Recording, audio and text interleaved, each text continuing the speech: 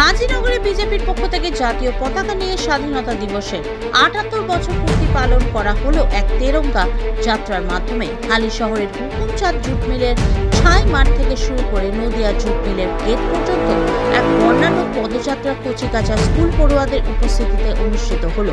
এই পদযাত্রায় উপস্থিত ছিলেন ব্যারাকপুর সাংগঠনিক জেলার নবনির্বাচিত সভাপতি তাপস ঘোষ, যুব মোর্চার সভাপতি বিমলেশ তেওয়ারি, মণ্ডল সভাপতি অমিত চৌবে সহ অন্যান্য নেতৃবৃন্দ। সংবাদ মাধ্যমের মুখোমুখি হয়ে ব্যারাকপুর সাংগঠনিক জেলার বিজেপির সভাপতি তাপস ঘোষ বলেন, শাসক দলের অভিযোগ ক্রমে ওঠা তৃণমূল কর্মীকে মারধরের বিষয় বলতে গিয়ে তিনি প্রথমে এড়িয়ে গেলেন। পরে তিনি বলেন, তৃণমূল শুধু রাজনীতিটাই বোঝে, তোলাবাজি গুন্ডাবাজি ওদের পেশা বলে অভিযোগ করেন। দেখুন হাজিনগর থেকে সতীনাথ ভট্টাচার্যের বিস্তারিত রিপোর্ট।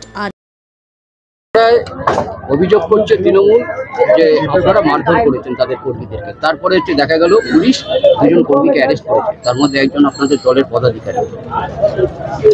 তৃণমূল শুধু রাজনীতিটাই বোঝে, রাজনীতি তোলাবাজি গুন্ডাবাজি ওটা ওদের পেশা, রাজনীতিটা ওদের পেশা, এটা আমাদের কাছে না। আমাদের কাছে দেশভক্তি সর্বপ্রথম। আজকে ওই স্বাধীনতার সকালে আজকে কোনো রাজনৈতিক কথা বলবো না। কর্মীদের কি বার্তা দেবেন আজকে? এইটুকু আমাদের কর্মীদের বার্তা দিতে লাগবে না, তারা অলরেডি অভ্যস্ত।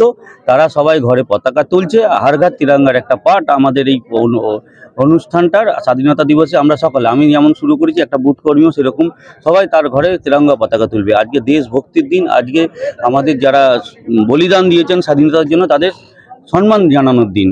আজকে এই সম্মান জানানোর দিনে আজকে তৃণমূলের মতো একটা নোংরা রাজনৈতিক দলের কথা বলে নিজেদেরকে অপবিত্র করবো না। আজকে একটা পবিত্র দিন, ভারতবর্ষের স্বাধীনতা দিবস।